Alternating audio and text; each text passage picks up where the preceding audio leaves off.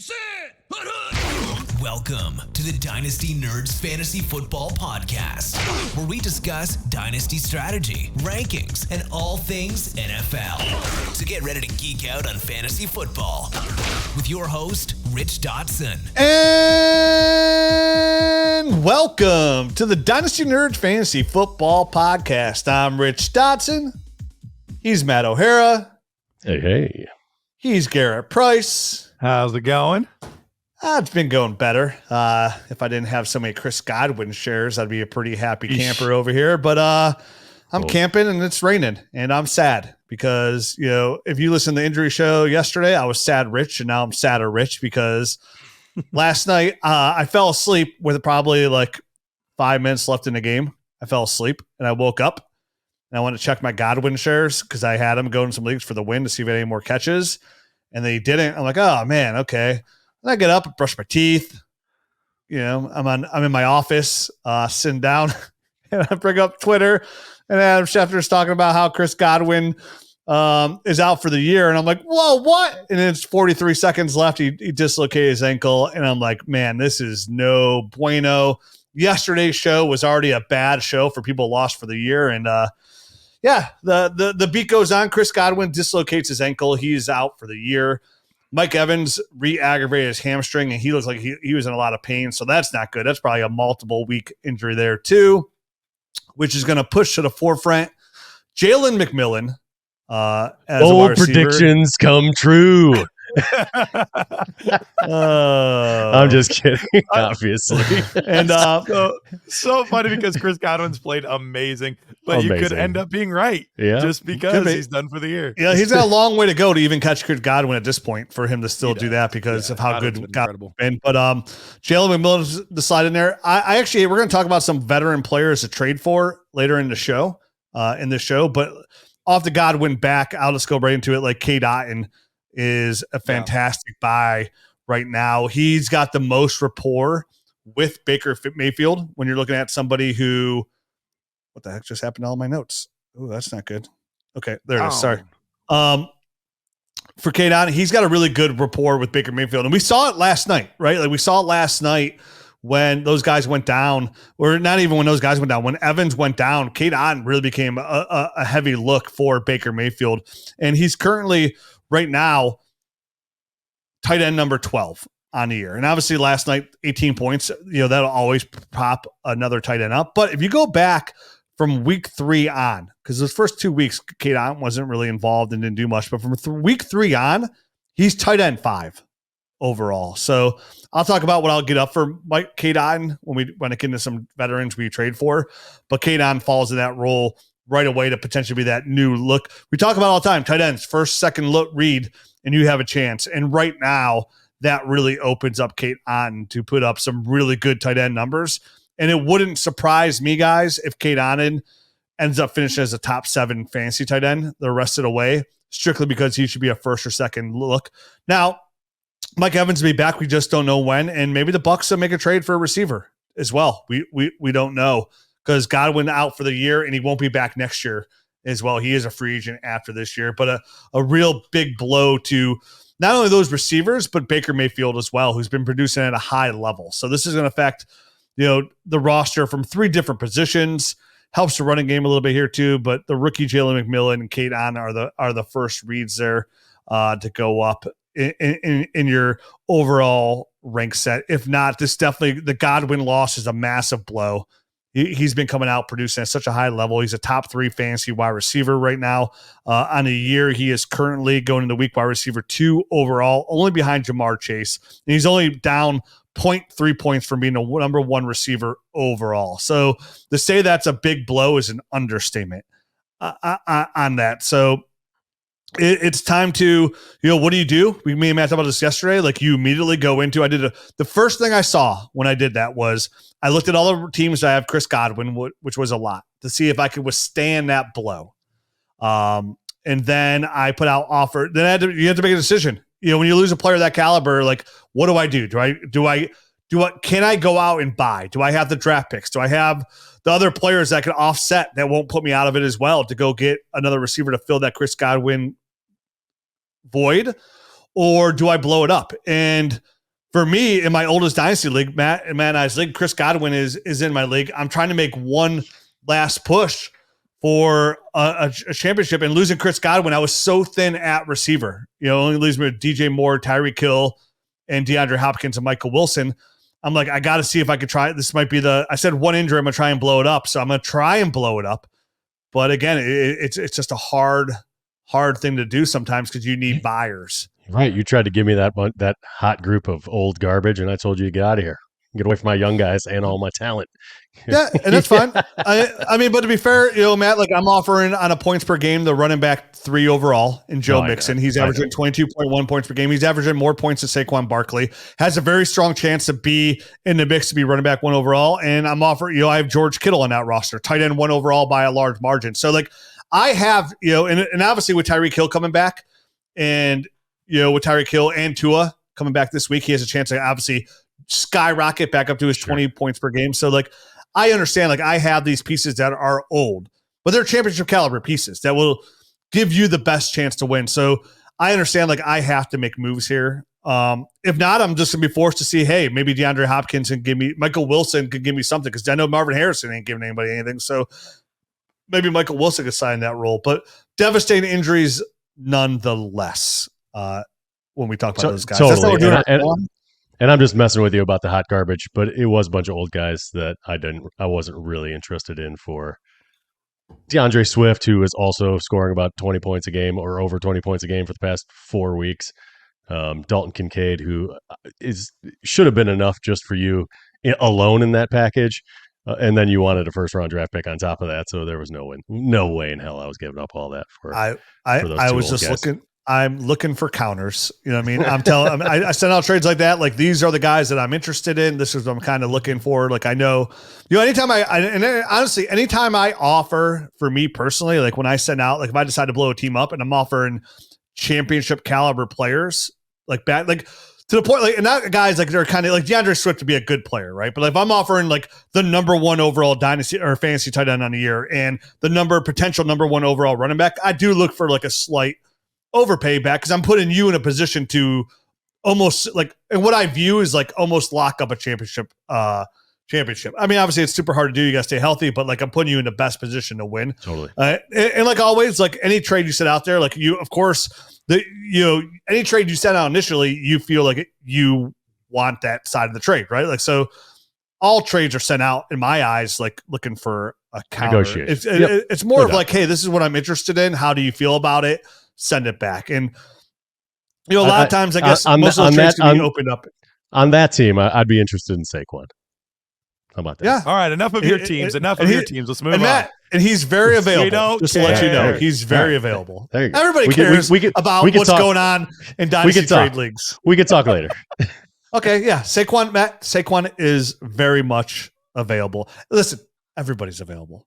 Listen, we're going to send this trade. It's now officially a Matt and I negotiating our 21-year-old league. And how do I get out? And how do I get draft picks? And how do I get younger? No, today's show, it's just funny though, because today's show is about draft picks.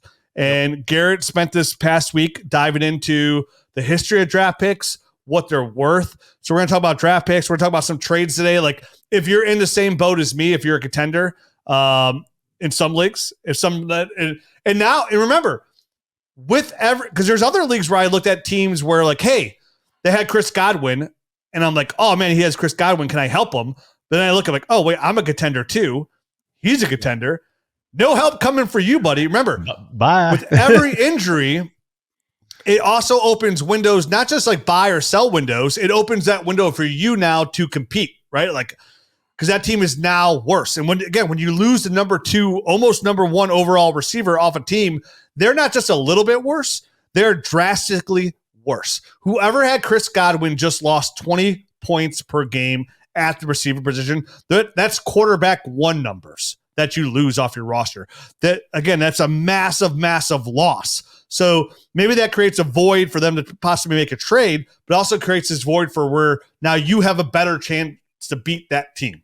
Right? Because like it doesn't matter how deep their bench is, there's not a player they're putting in their lineup that's going to fill that void on a points per game basis. And we know when you come up to It's such a small margin of error to win these leagues where you're winning by a point or two versus very good teams. Even if they have wide receiver 8 overall, the bell of the ball, Brian Thomas Jr. out here crushing, right? He's averaging 15.5 points per game. He's wide receiver 8. Wide receiver 6, Jaden Reed and Stephon Diggs. They're averaging 15.6 points per game. And that's still, you're talking about almost 5 points. It's 4 points difference per game. Like, that stuff matters. So anyways, we're talking draft picks, history of draft picks. I'm going to turn it over to Garret Price. He's going to kind of explain what we're going to be talking about, what we're going through here, and kind of take the lead for the rest of the show. Yeah, so we wanted this show to be all about draft picks because we now are at the time of year where we're seeing tons of picks being moved, and we want to make sure that we are making good, informed decisions, good trades for these picks. We want to know about the timing. What's the value? What should you be looking to get in return? All of these types of things are really important things to know when deciding what to do with your draft picks. And especially if you're newer to Dynasty, the draft picks can be one of the hardest things to evaluate because it's not young player A versus old player B. Like, that's not too hard for people to figure out. Or guys putting up 20 points versus a guy that's putting up 17 points. Like, that's not hard to figure out. But the value of the future, the value of what I could be getting can be a very difficult thing to grasp. What truly is the value of that? So before we go into talking about where we're ranking these picks, who we're trading for, what timing we're doing, all of those kinds of things, I wanted to do some research, and I've heard other people throw around some numbers about hit rates and things like that. But I wanted to do it on my own. I wanted to go in and I wanted to see specifically over the past 5 seasons. So I couldn't do necessarily 2023 just because it's probably too early to really evaluate that. So from the classes of 2018 through 2022, I wanted to see, like, hey, how often do these picks hit and what ranges are those picks when they hit? So for this evaluation, here's kind of how I divvied things up. I divvied them up by, have these players had a tier 1 season, a tier 2 season, or a tier 3 season? So by position, running backs and wide receivers, a tier 1 season is a top 12 guy, top 24 guy is tier 2, and top 36 guy, tier 3. So a wide receiver 1, running back 1, 2, and 3. So those ones are pretty easy to understand. But I feel like wide receiver 36 or quarterback 36 isn't very valuable. So I had to kind of change the tiers a little bit by position. So for quarterback, tier 1 is top 6 player at the position. Tier 2 is top 12, and tier 3 is top 18. So after that, they kind of all run together after the top 18 guys. For tight end, I had to cut that even shorter. So a tier 1 season for a tight end is top 3. A tier 2 season is top 6, and a tier 3 season is top 12. Now, I will put all of this in the show notes so that way you can see all of this, because I know if you're not looking at it, it can be kind of hard to understand exactly what I'm talking about. But I wanted to see how many hits are we going to get. So this is how I classified a hit: having a tier 1 season or multiple tier 2 seasons. So a wide receiver, were they a wide receiver 1 at least once, or were they a wide receiver 2 multiple times? So pretty easy to understand there. A mid is a tier 2 season, just one of them, with a tier 3 season or multiple tier 3 seasons. And then a miss is never had multiple tier 3 seasons or better. So that's kind of how I classified all of these players as hits and misses. So, and Garret, to interrupt here, yeah, we'll be talking this not on a PPR basis, a super flex tight end premium basis. Yes, this is super flex tight end premium. Okay. Yep. So I went back through the last 5 classes from 2018 through 2022, and I charted every single pick by ADP, every single one of them. So your rookie draft. So if you were to go back to 2018 class, the 101 was Saquon Barkley. The 102 was Baker Mayfield. The 103 was Darius Geis. And I went through and I tracked all of these by hit rates. And here's what I found. So getting all of this stuff, all the data, if you don't understand any of it, this is the easiest part to understand. The 101 over those 5 seasons had an 80% hit rate. 80%. So 4 of those 5 players has either been a tier 1 guy, so that's a top 12 running back or wide receiver, top 6 quarterback, or a top 3 tight end. The only one that did not hit was Trevor Lawrence, and he's still somebody that could hit. But he did fall into our mid-range because he did have a season where he was between quarterback 6 and quarterback 12. So we didn't have any true misses at the 101. No misses. Because even the mid rate's 100%, gives you the 100% thing because he's been mid. So exactly, as clear as day, the 1-1 over the is a very good pick to own. Yep, pretty simple, pretty obvious. And just for the names, Saquon Barkley was the 101 in 18, and 19 Kyler Murray was the 101 in 2020. Joe Burrow was the 101. 2021 we had Trevor Lawrence. He was the only one that was in the mid range, and he hit there. And then in 2022 we had Breece Hall as the 101. So 4 of those 5 hit, 1 mid, no misses. Then we get to the next tier, and basically an early first, so one of the top 4 picks. This one we do see a little bit of a drop off. So we had an 80% hit rate, drop down to a 65% hit rate inside the top 4. So still pretty solid hit rate. Yeah. Pretty solid hit rate overall. And at another 20% of those were mid. So we got up to 85%. So only 15% of the time is it truly a player that you're getting that is just worthless, does not offer you any value. So those early firsts really are gold. Yeah, absolutely. I mean, and even in that top 4 that you have, I would say Baker's on his way to kind of, bust that model a little bit. I think Tua and Garrett Wilson have a chance to get in there, and Drake London is on pace so far as wide receiver 3 to break that mold this year. So all those guys, all those could go up, hits. basically, right? I mean, that's exactly. what those things. All these numbers could go up. Yep, and all of them are pretty significant, pretty quick turnarounds. Like you've had Garrett Wilson be able to use them. Drake London's not been great, but it's still he has been this year. He's breaking that mold this year as a top 3 guy. Tua, if he keeps his brain from wiggling, that's another guy to have in good. And Baker Mayfield obviously took a while to get there, but if you have Baker Mayfield right now in Superflex, you're very, very up until Monday night, you're a very happy camper. Yeah, and Baker, I think, showed signs there in his rookie season, breaking rookie records, all that stuff, and then he kind of just got dinged up a little bit and fell out of favor in Cleveland and had to find a new path. So I mean, it just took a little bit longer for him. But all those guys, I think, are worthwhile, and you're not sad you made the pick. You know what I mean? If they're still on your team, so I think those are all still have some potential, and they're still good picks.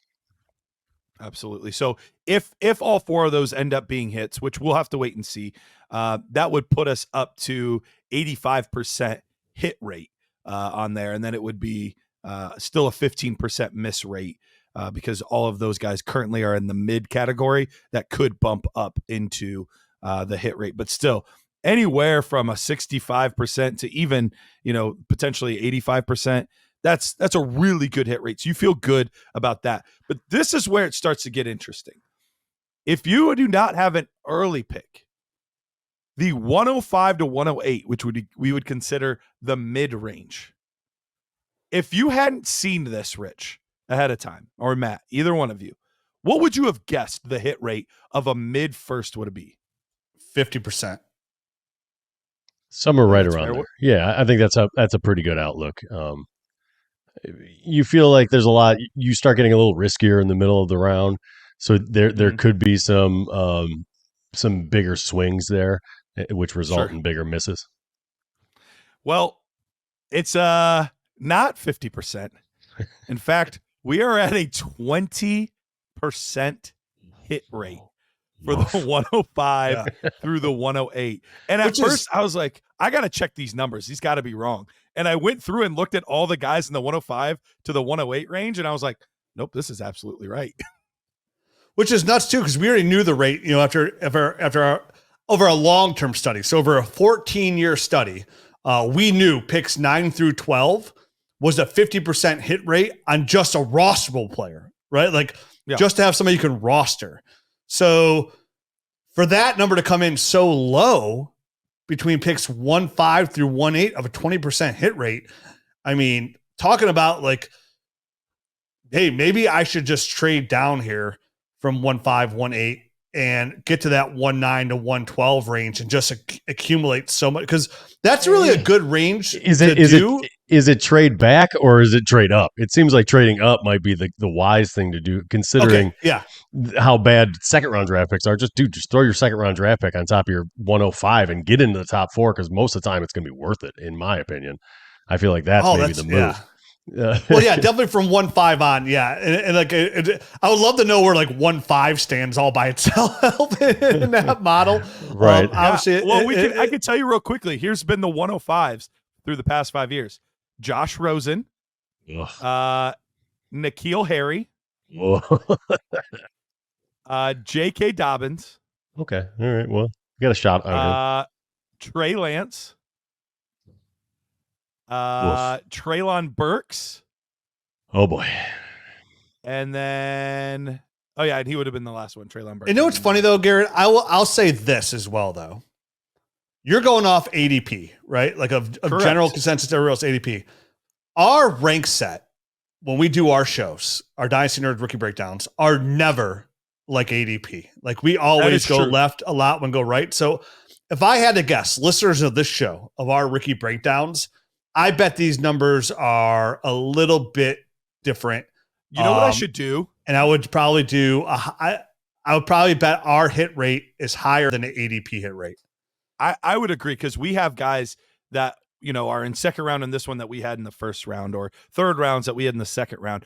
I'm going to go through and I'm going to go listen to those 5 same years of right after the draft, when we do kind of our mock drafts and whatnot, our consensus picks, and see how they stack up to traditional ADP. Because I bet we did pretty darn well. Yeah, or worse. Who knows? I would guess. No, I know I wouldn't have touched Treylon Burks with a 10-foot pole at 5. So that's yeah. And I know I would have. I was the outlier, and boy, was I wrong on that tub of goo. But you know, hey, you gotta take the wins with the losses, baby. You gotta take it all, man. It's a Can't package get them all. deal. Nope. So, but dude, it's a big shocker though. That 20% really threw me off, because I would have guessed 50%, obviously on 9 through 12, because we already had the data on it. So I was like, probably at least 50% there. And that's exactly what we came out with 9 through 12, which is really interesting, that the hit rates were significantly better in the end of the first round than they were in the mid, which tells me, yes, this is still a small sample size, only a 5-year sample, which it basically tells me, though, that 105 through 112, there's probably no real difference. Like, you're taking your guy in that range no matter what, pretty much. So I just don't think, I'm not going to necessarily trust like that it's always going to be that bad at 105 through 108 and always that good at 109 through 112. I'm guessing it's a crapshoot, and it's all about the same 105 through 112. Well, think about it. How many times have you guys been drafting, and you know those first 4 picks are pretty chalk, and then it's like, you know, maybe 5 is someone that maybe slipped a little bit. But sometimes you get really big surprises, 6, 7, 8. It's true. Well, you're going to get like a 4th round rookie running back in that first round just because somebody thinks he's got an opportunity. All of a sudden, that guy never plays. It's just it's a Keyshawn Vaughn type of push up of a guy that really is an artificial bump just due to some circumstances, and maybe that's where some of these hit rates or miss rates are coming from. And think about this too. Where do your most savvy players in your league typically end up? They're either rebuilding at the top or they're winning a ship. It's usually the guys that are a little bit aloof that are stuck in the middle typically. Yeah, you're right, dude. What a good point, Garrett. You're right. The guys in the middle, we say it all the time. Where's the worst place to be in Dynasty? The absolute worst is the middle. It's the worst. And it kind of shows like, wow, these guys are like, not only are they getting themselves stuck in the middle, but they're also missing on their draft picks. Because you're right, Matt. It kind of piggyback on what Matt said too. These are the people that are reaching for these running backs that they think they have a good opportunity and bypassing these first round receivers. You know, like, hey, how much it is running back over a guy like Brian Thomas Jr. just because, he's got a better opportunity. I'm going to take like a guy like Trey Benson, for example, Sure. there over at Brian Thomas. So that's a really good point. And I know, like, I would guarantee, like, even looking at some of this number where it says 50%, 9 through 12, like, for example, a player I'm thinking of off the top of my head is like a guy like Justin Jefferson, right? Like we had Justin Jefferson ranked higher than most. I mean, Matt had him almost pretty much as his wide receiver 1, but he went like right around like pick 9, 10, 11. If I had to guess, like ADP wise, where we would have taken him anywhere from pick 1.5 to 1.7, 1.8. So for us, like that's another person that kind of like skewed. Like I bet like our ADP was better there. And I know I'm cherry picking, but that's just one that kind of popped through my head because even through that, the 65%, I'll say two things where like the mid rate on picks 1.9 through 1.12 is 65%. I'll say this says two things. One, I'd say the ADP is like that. Like there's guys that are pushed up that we ranked higher. So I bet ours would flip that mid to late. And two, I think it also shows you how deep these last couple of years have been draft wise to really offer some opportunity for players for a higher hit rate as well. Yeah, absolutely. Well, and if you look at the players, you were referencing the Justin Jefferson draft, so that would have been 2020. Here are the players that were 105 through 108. J.K. Dobbins, DeAndre Swift, Cam Akers, Jerry Jeudy. So those were the guys that were in the mid-range. Then at the end of the round, CeeDee Lamb, Justin Herbert, Justin Jefferson, and then Jalen Reagor obviously was a dud. But just significantly better players. But sometimes we talk ourselves into specifically like need over best player available. And I think that's what you see a lot in those mid rounds is like, what do I need over? Look, I just need to get the best guy on the board and I'll figure out the rest later. But even there, like CeeDee Lamb was our number 1 wide receiver that year. So Jerry Jeudy had a higher ADP than CeeDee Lamb. And that's something that we wouldn't have done. Cam Akers wasn't somebody we were big on whatsoever. His ADP was 1.7. So like, again, another player, a guy like Justin Jefferson and CeeDee Lamb would 100% be at the very worst in our mid tier. And that was the year of the running backs where I stood on a soapbox for Clyde Edwards-Helaire. And yeah, that's a rant I went on. I wish I could take back. Well, again, you never know like kind of what's going on in a guy's brain and in between the ears. And I feel like Clyde Edwards-Helaire, there's some stuff coming out about some CTE and PTSD and stuff like that. Not CTE, sorry, PTSD that no one knew about. And maybe that did have an effect on his kind of transition to the NFL. So he literally sat out because he said he had to deal with like mental, like, I don't want to say mental, like he's mental, but like whatever the term, I can't remember, but yeah, he had mental, like brain things he had to like work on. Like he had some personal things he had to work on. It was mentally. PTSD related to something that happened off the field, I believe. I don't know all the ins and outs of that one, but I know that's kind of why he's missed some time this early part of this season. And who knows how far back that goes. It said it. I mean, what I read, it was back from his college days. So I'll take any excuse I can put in my pocket and give me an excuse for why. I don't want to. I'm not here trying to make excuses, but we always talk about it. It's the one thing that we, as guys who study tape and all that kind of stuff, we don't know any of that stuff, and unfortunately, that's a big part of an evaluation that we're missing, and really nobody has access to other than these teams. So millions of dollars changes people. If you don't love football, if you don't love it, and you get a couple $1 million and you come from not a lot of money and you're like, hey dude, like I'm set for life. I don't even you think I'm going to work hard? Like I never worked a day in my life, outside like football's my work. Like that was it. Like, the best guy ever.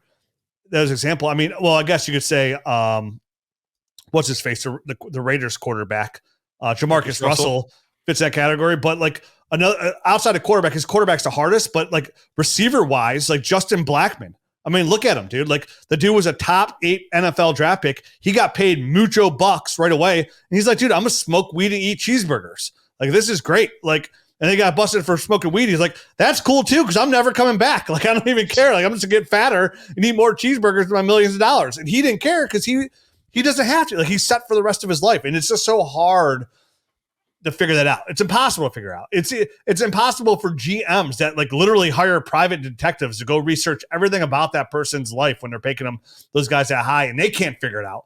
And we're just watching tape, right? Like that's it. We're not interviewing his mama. We're not interviewing his best friend in high school. Like we don't know any of that stuff. So it's hard. But these numbers are going back to these draft pick hit rates. Like they are very interesting. It kind of shows you like, hey, I like Matt saying, oh, if you have a top 5 pick, you want to be kind of trade up for a little bit. I would say if you're listening to our podcast, especially our rookie breakdowns, I think we could kind of protect you and insulate you a little bit more.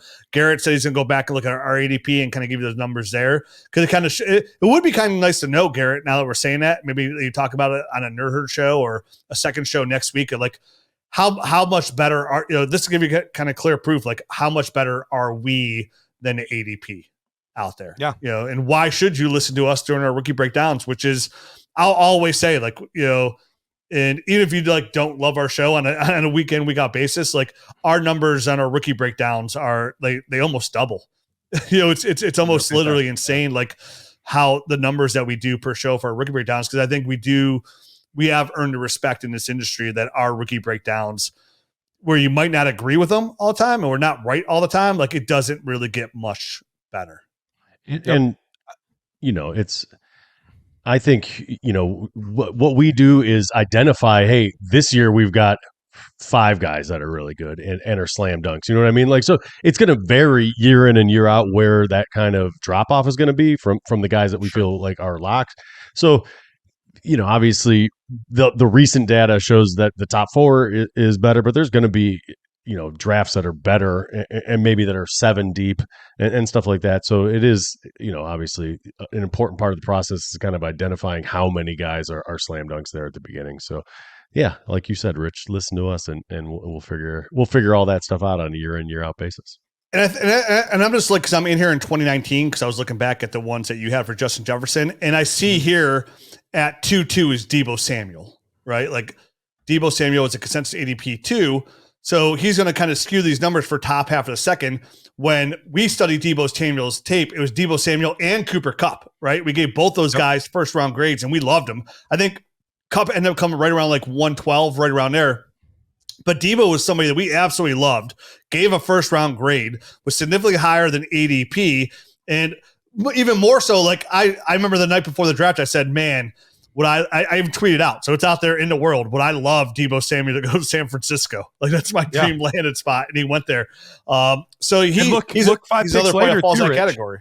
Look, 5 picks later, we were super high on Terry McLaurin as well, who was at 2.7. We had him right on the cusp of that turn from round 1 to round 2. So another one in that same class. Yeah, I think we finished with Terry like right around 2-1, if I remember right, because I think we like Cooper Kupp and we like Deebo Samuel. Well, Kupp wasn't in this one. Kupp was the year before.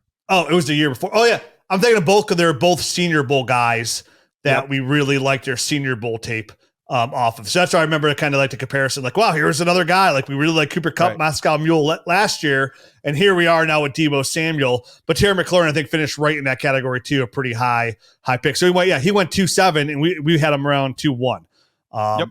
But again, why does that matter? It's because that's the difference. You know what I mean? The difference between 2.7, 2.8, it's getting a guy like Justice Hill over Terry McLaurin, or taking Damian Harris, a guy who we didn't love, who was a consensus 2.5 that year, and you could have got Terry McLaurin. Or, I mean, Matt really liked him too, but JJ Arcega-Whiteside, or was that Garrett's guy? Oh, that was me. I loved him. That was G. Yeah, we all missed on JJ Arcega-Whiteside.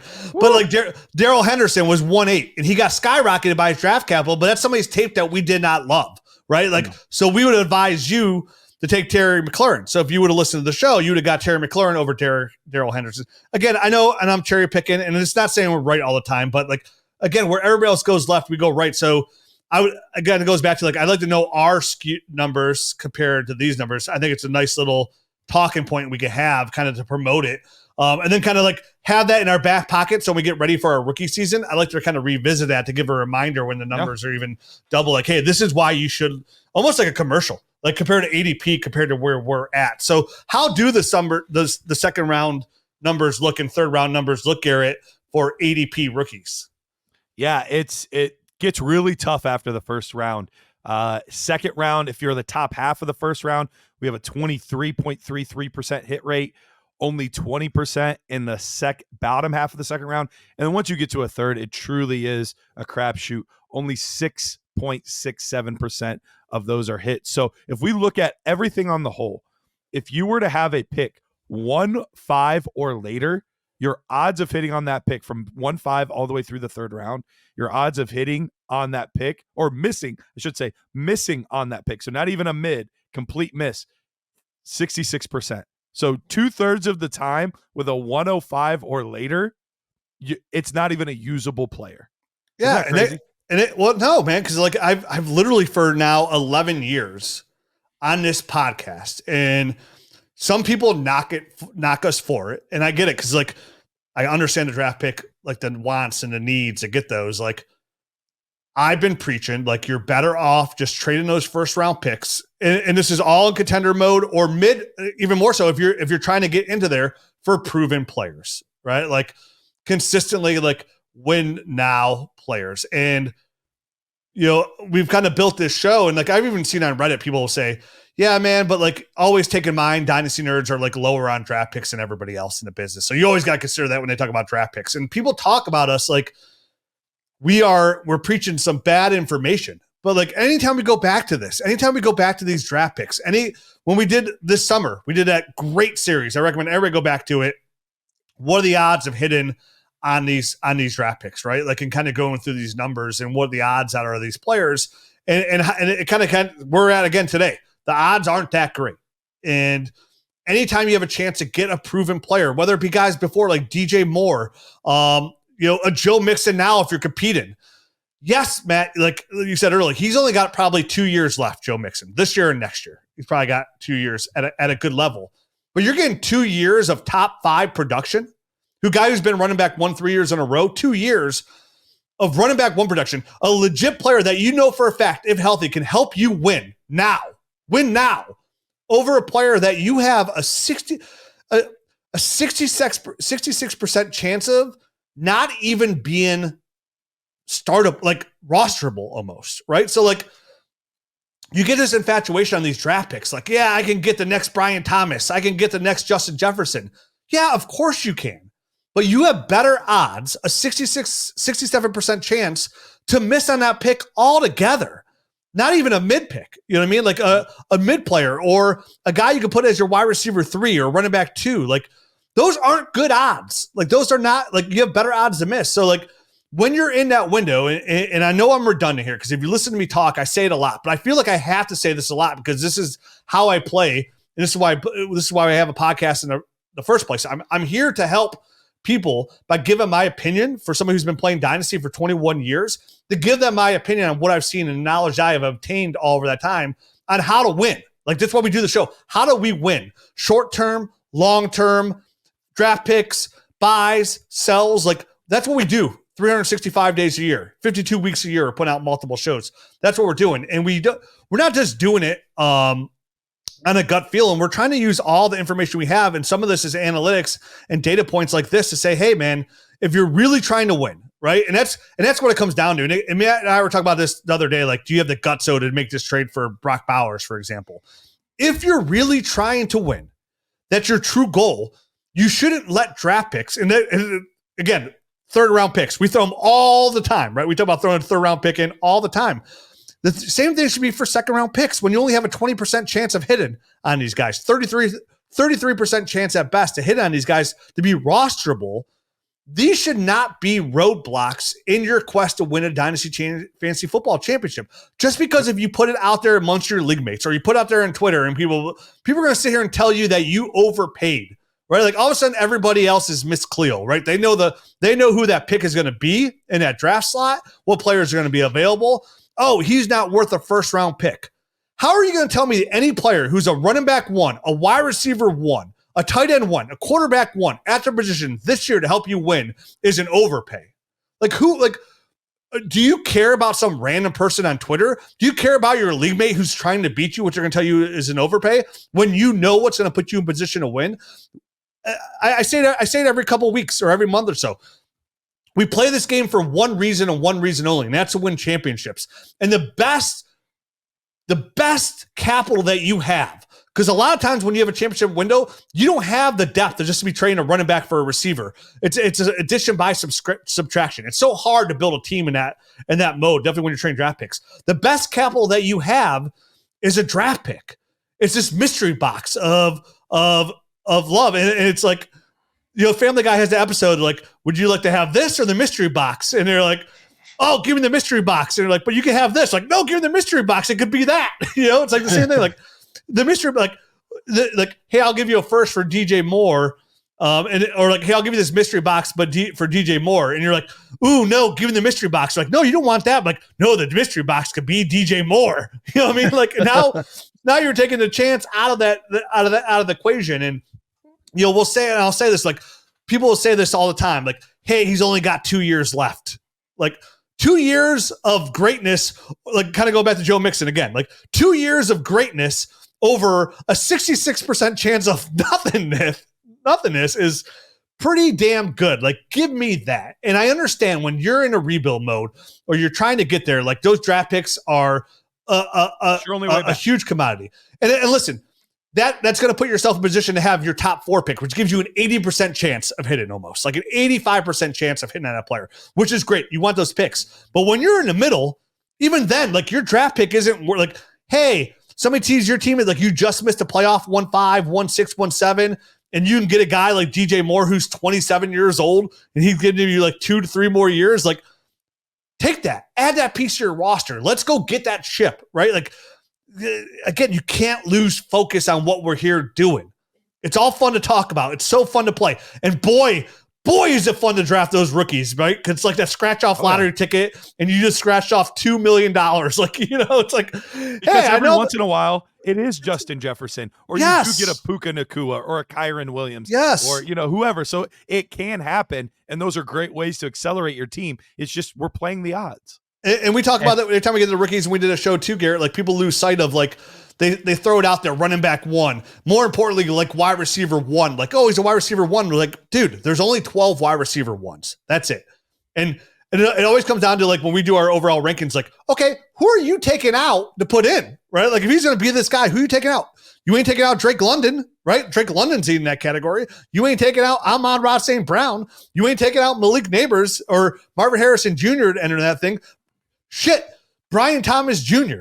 like is entering that category of a top 12 dynasty overall receiver. Okay, who are you taking out? You going to take out Brian Thomas Jr. today for Luther Burden at 1-6? Like, are you going to do that like today? Like, no, just give me the proof. Give me the proven thing, because Luther Burden could be Sammy Watkins, and that's what it could be. It could be Dorial Green Beckham. It could be the guy we talked about that we love that ended up becoming a tight end just a little bit ago. So these numbers, when we do these shows, like, like when we read these numbers off, like it really is like a slap in the face to dynasty players. Like, dude, here is the data. Here are the facts. You have a 67% chance of having a non-rosterable player for pick 1-5 on. Like, that's just the way that's just the data. Here it is. It's right in front of you. We didn't make this up. We're just going off of the history of the league. Here's the facts. Do with them what you may. I know what I'm doing with them. Rich. I mean, we talk about it all the time. It's a cycle, right? I mean, if you're winning, you want to get rid of those things, right? Because you're not. It's not worth that 66% miss rate to have that draft pick. You'd much rather have the proven player. But conversely, if you're on the other side of it, you want as many bullets in that gun as possible, because you're going to miss on some of them. So that's why you need to collect as many of those draft picks as possible if you're in a rebuild. And that's the cycle of dynasty. That's why you don't want to be stuck in the middle just taking your own draft picks and you're in the middle of the road, because you're not going to get out of it. You're going to be on that hamster wheel just spinning. You want to either blow it up and get that top 4 pick because you've gotten all the kind of useful guys off of your roster and you're just going to lose. So you get in that top 4 range to get those big time hits, and then collect a bunch of extra bullets where you're shooting them off all over the place. You know what I mean? Who knows if you're going to get something? If you do, that's great. It's icing on the cake. But that's how you beat the odds, is by having lots of picks, and that's what's important. You have to see both sides of the coin. If you're not going to be contending, get those guys off your roster. Get those mid guys off your roster to somebody that needs them, and that's somebody that is going to overpay for them or pay lots of draft picks for them, and start the rebuild process, because that's the only way to kind of dig your way out. Don't get stuck in the middle. I think that's the most important thing to kind of take out of this. Yeah, so important. Like you said, if you have 3 first-round picks that are mid-on, you're going to hit on one of those guys, most part. But now, like you said, when you do the time, you do the research, and listen to shows like ours and listen to others, that's going to boost your odds, right? That will boost your odds because we're going to go against ADP. So you go from 33% by listening to a show like us, maybe you get up to 45, 50%, right? Like a 17% difference. We'll never be right all the time as well. Like I just mentioned, I sat on a soapbox for Clyde Edwards-Helaire. Nobody's going to be right. If I was going to be right every single time, I wouldn't even do the show. I'd just be a millionaire by gambling, right? It's like these dudes that are giving out all their gambling tips, right? Oh, we're going to win this. It's like, dude, you would just keep that to yourself and become a 100 millionaire. They're going to give you a slight edge sometimes, but you just keep it yourself and make all the bets yourself. Same thing. I would just do that. But we're going to be right more than we're wrong. It kind of shows the success of our show over the last 7 years and where we're at today. But you're right, Matt. Being stuck in the middle is the worst place to be, and it's a hamster wheel, because if you're missing 2 out of 3 times, you're never getting out of that. And it's so hard to get those rookies to help you win now anyway. So usually you got to acquire a couple of those guys with just 1 first-round pick. And then that ever cycle you're talking about, by the time those guys hit, the guys that you had that were helping you to win are older and not competing, or they are hurt. So you're in this ever circling cycle, unless you just get luck out and you had Sam Darnold on your roster, Kareem Hunt on your roster, J.K. Dobbins on these guys. All just it's the perfect cycle of poop, right? Oh man, look at it all came out it just worked out perfect for this 1 year. Even that, though, it's a 1 year window, because that's all not going to happen again. These numbers, and it's in the show sheet. The Excel. Are you putting this Excel sheet in the show sheet, Yep. Garrett? Yep. I'll put check it in out the show notes. All this is in the show notes. Open this Excel sheet. Open this up. Get it in your podcast work. Open this up and look at it. Garrett has, I'm looking at it right now. Garrett has every ADP pick in there. So you can see, and you can read these names going back to 2018 and be oh man, wow. Yeah. Boy, would I rather have just a third, you'd be oh, this guy was pick 1-9. I would just take a 3rd round pick. JJ Sayer, Darrell Henderson, pick 1-8 in 2019. You would take a random 5th round, well, obviously not today, but even years ago, you take a random 3rd, 4th round pick for that guy who was just a 1st round pick a couple of years ago. I mean, one of the biggest wake up calls I ever get is when I look back on old drafts.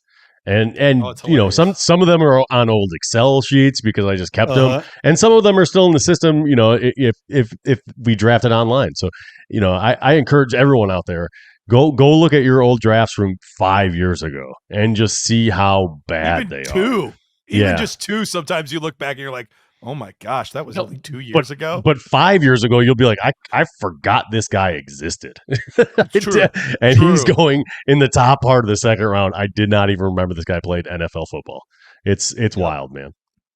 Absolutely. Well, let's answer a couple quick questions before we wrap this show up then. So knowing all of this, knowing what we know now, where do you guys rank if you expect it to be an early pick in 2025, where do you rank it? Because we saw the early picks do have a pretty darn good hit rate, small sample size, but pretty darn good hit rate. So where would you rank an early pick in your rankings right now? And in fact, you guys can, if you're listening to this, you can go to the Dynasty Nerds, the Dynasty GM app. All of our rankings are there, so you can find out exactly where we have them. But roughly, where do you guys have them right now? I have a pick 35 as an early 25 first, pick 35 overall. I have 28, so I'm a little bit higher, and that's it's so hard because every single year there's going to be great players coming out, and those early picks are where they're going to land. So typically, you play it safe and put it down around 30 or somewhere, and without really knowing who the heck is going to emerge and be that number 1, 2, 3 players off the board. It's really difficult to kind of value these, but they're going to have value. They're going to be, it's going to be high. So I mean, right. you have to kind of gauge and throw it in there somewhere where the value looks right. So I mean, I got 28. Rich has 35. That's not really a huge big difference as far as point value or anything like that. As far as the GM. And I'm in the middle. I'm at 33, so I'm right in between you guys there. couple guys that are right after the early first. Jalen Waddle's right after. Justin Herbert's right after. Right before, I have Brock Purdy and Puka Nakua right before. So it's kind of right in that range right there. Yeah. Right. Yeah, And I got I have Bowers a few picks ahead, and Jaden Reed, Devontae Smith is still above it. I still have Dak Prescott above that, so that might be, who knows, getting moved around. yeah, I got Close. Dak down lower. Yeah. Do I have Dak higher than the mid first? That's the No, early I don't. first. That's the early Yeah, first for me. the early first. No, yeah. The only guy who I actually even question here is I have Jalen Waddle there at 25 years old and 10 months, and I want to see him with Tua back before I really make that call. He's above. He's for only me. I have him above that 25 first. Besides that, everybody's pretty, I think, cut and dry for me. I know you're a little bit higher, Matt. And it could change. AJ Brown's getting older every year. Like some of those guys that can fall in that category. Aren't we all? I'm almost dead, so yeah, I get that for sure. All right. Okay. So if you have a mid or late pick where you like, for me, even after this, I'm now going to be putting those picks a little closer together than I had them before. After doing this study, realizing that, man, maybe there's not much of a difference between mid first and late first. So for what kind of range are you looking at? For me, I have my mid at 63 and my oh no, that's a mid first or for 26. Sorry. I thought it was 63 and 70, but it's not. Sorry, it's two different draft picks. I'll have to find that other one. It's 63 and 75 though for me. So not a huge, not a huge. So I'm higher. I got the mid 25 first. It's super flex at 47. But now those like numbers, I feel like I should move them. The numbers would bear and say, Rich, that you're way too high on that mid. Yeah, like honestly, like I feel like because I have a head. Yeah, I have to move this 25 first mid down because I have it ahead of Ayuk, T Higgins, Jonathan Taylor, JJ McCarthy. Yeah, I'm moving. Okay, I'm moving it as we speak. I have it at 60 at the moment is the mid, and then I have at 72 is the late. So I have them pretty close together, but I might be moving both of them down a little bit. Honestly, because of this. So 63 and 75 sounds good. Matt, I'm right with you. I have my late pick at 75 exactly too.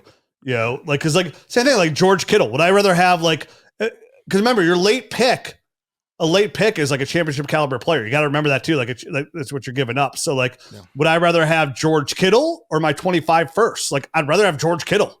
Like that's a help me win. So like when people when you think first, like that does matter. A late first means you're a championship caliber window. Like what would you rather have?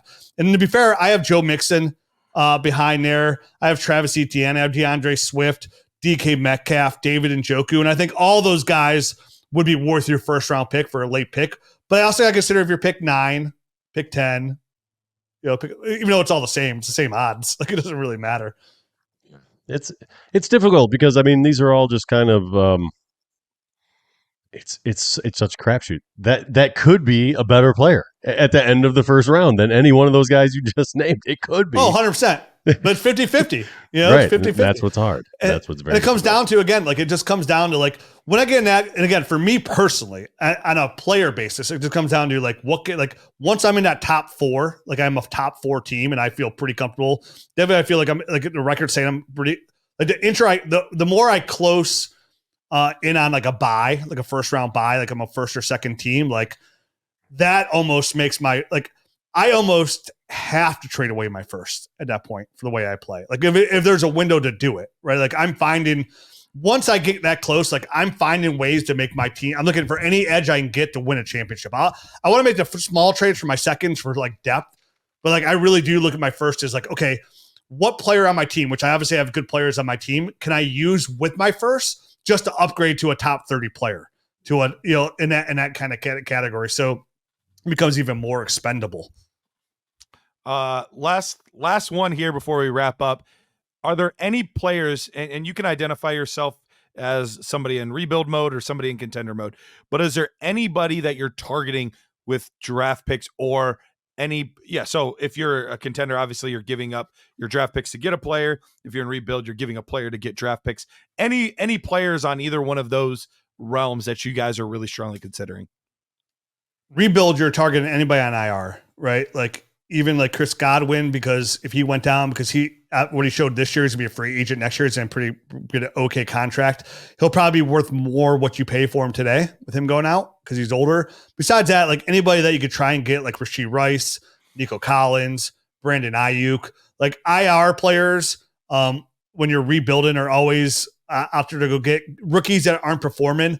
Maybe Marvin Harrison's performance so far has opened somewhat of a buy window for you. If you have guys like Brian Thomas Jr., they can go out there and get. And listen, Brian Thomas might outperform and beat Marvin Harrison long term.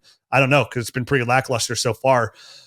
Veteran players for rebuild. I have a couple players down here. If you don't mind me going through my list real quick. Good. Please do. I kind of thought about a little bit, like if I'm rebuilding, like who's some good targets. I think Sam Darnold in Superflex is a good target. Who's quarterback, QB 17 overall. He's averaging 17.3 points per game. Good for wide quarterback 15 overall on a per game basis. And in a dynasty trade finder, the trade browser, these are real trades that all happen. I look for trades that literally just happened in the last couple of days to kind of give me a good ground for real value. So not trades that happened over a week ago. Sam Darnold and Superflex tight end premiums. He's pretty much, guys, going for a 25 second everywhere. Like tons of trades for 25 seconds. The only one I thought weren't a 25 second. I saw one he went for a 25 second in Isaac Orendo, and another Superflex not tight end premium. He went for a second and third. So pretty much like that. We know that third has a 6% hit rate.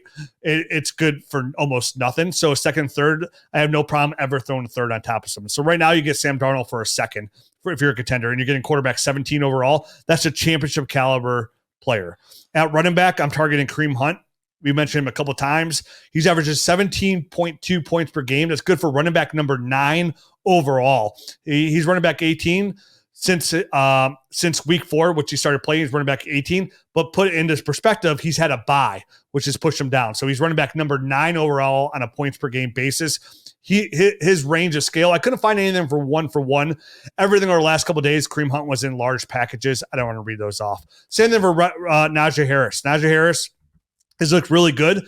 We kind of predicted that before the season started. Like Najee Harris was a good buy before the season because he was in a contract year. So we see those running backs sometimes. They'll come out and they'll run extra hard and they'll look pretty good in that contract year. Currently running back 20 overall, and he's averaging 12.5 points per game in PPR leagues. Another good buy. Alexander Mattison right now has overtaken Zamir White as the lead running back there. Alexander Mattison right now is running back 21 overall. He's averaging 12.1 points per game. Again, going for 25 seconds. I see him go for 25 thirds. I seen him go for super Jameis Winston straight up in super flex leagues. If you need flex play, if you need running back help, Alexander Mattison is probably good to give you running back 2 numbers the rest of the way. If you're looking to help at receiver, Stephon Diggs right now averaging 15.6 points per game, is wide receiver 6 overall. He's going for trades right now in like super flex leagues for Roman Wilson in a second. Him and Cooper Kupp went for DK Metcalf, Jalen Polk in a 25 second. Stephon Diggs for Christian Kirk at 27 third. He's obtainable. He's wide receiver 6. Nico Collins on IR. Mike Evans, who just went down to hamstring. He's wide receiver 15. He went for Tank Bigsby in a second. He's going for lots of seconds right now. But this hamstring injury is going to open up a window when they say he's going to go out for a couple of weeks. It look bad. Maybe go on IR. If you need some help down the road, Mike Evans is a good buy. Cooper Kupp is coming back real close. And right now there's a big trade window that it just came out right before the show. I was on Twitter. Diana Rossini, who's on it, said the Rams are actively making phone calls, not accepting phone calls, are making phone calls to teams offering Cooper Kupp. So a window for Cooper Kupp. He's going to go get first team that pops in my head, guys, where this makes perfect sense. The Kansas City Chiefs. Makes perfect sense to get a guy like Cooper Kupp on their roster. I worry about that a little bit because I think part of the reason Kupp's been so good is how he's used in that offense. So I actually worry about him going other places. Another offense that might be a nice 1 for 1 is Tampa Bay. He could go run the slot right there that Chris Godwin just left, and That's true. It's the same system. Oh wow, So- yeah, it's a really good spot. So, but notes to keep on your mind, like there's a very good chance he gets traded. Good with the Rams.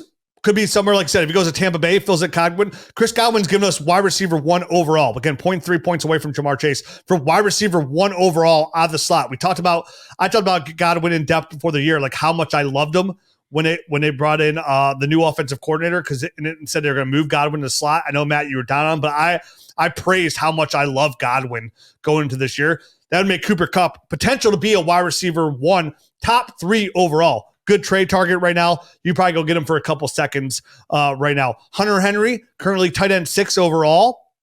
Him and Drake May got a really good rapport going on there. And I mentioned Cade Otton earlier in the show. Tight end 12 overall, but if you go over this last couple weeks, over the last 3 weeks since week 3, he's tight end 5. He's going for Michael Wilson right now. It was Michael Wilson, Garoppolo in a 3rd for Henry in a 4th.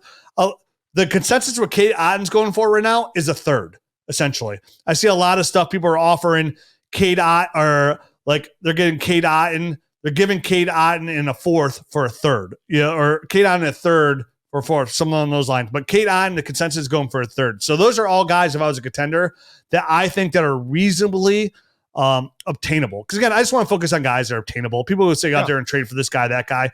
A lot of guys aren't obtainable. Darnell Mooney would kind of fall in that category too. For a second, he's probably worth a second. Because remember, if you're a contender, these are all guys. These are late seconds.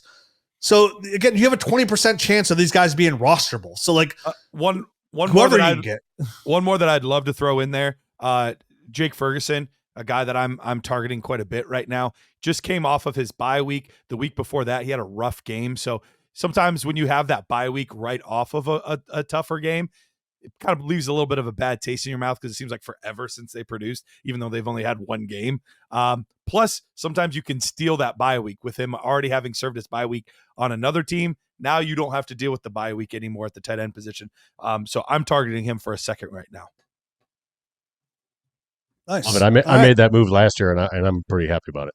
I made that Jake Ferguson trade happen. Love it. Well, boys, there's some shows I came away. I always come away with. I'm like, man, I hope as many people can hear this show as possible. And this definitely falls in the category of one of those shows, because the draft picks are such an essential. It's why we hammer so much on the draft picks, is because they're such an essential part of Dynasty Fantasy Football. And there's so many people and analysts that I respect, by the way, and I respect a ton. And I'm definitely not going to sit here and say they're wrong. Right. Just, I play differently. That will steer you other directions when it comes to those draft picks. And I get it.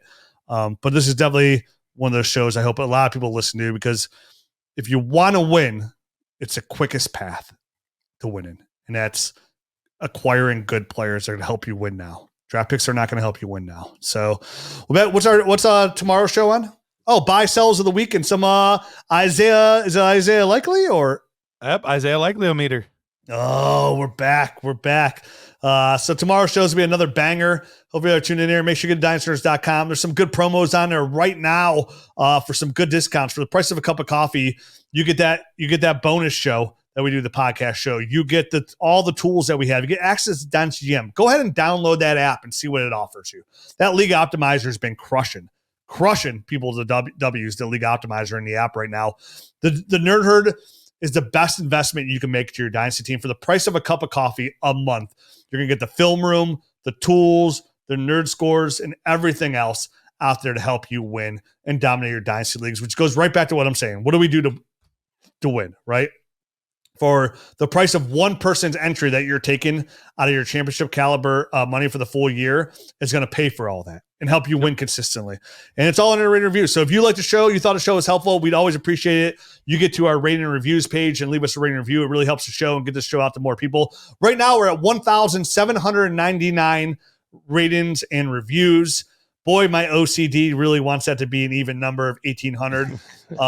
Even better so if 201 of you guys get out there and leave us a rating review. It's the best way to help the show where you're not giving us money, right? Like, and putting money in the Dynasty Nerds pockets, which, again, all that money goes to when you join the Nerd Herd. It's just go back to bringing you more cool, dope tools and stuff. Like, when we added that data, listen, we have a data hub coming to the website very soon. So all these websites out there, these data hubs, you're going to get it a part as your package. People charge $100 a year just for the data hub. You get that. It's going to be included in the Nerd Herd when you join. So all those memberships, I want everybody to just remember, like, we all, besides Garrett, who does this full time, like we don't do this to get rich or make a ton of money. We do it because we're passionate about it. And we want, listen, we build stuff that we want. So we just think of all the cool tools and stuff that we want for the last 21 years of playing Dynasty, and we just build it. So we're like, hey, look, we have another 100 memberships. Oh, let's build this. Let's get our developer money for this, and build cool tools. And said, I mean, we've been blessed enough, to have the Nerd Herd in our Discord channel to kind of tell us what they want, and then we know what we want, and then we combine the two, and we build really cool, dope tools.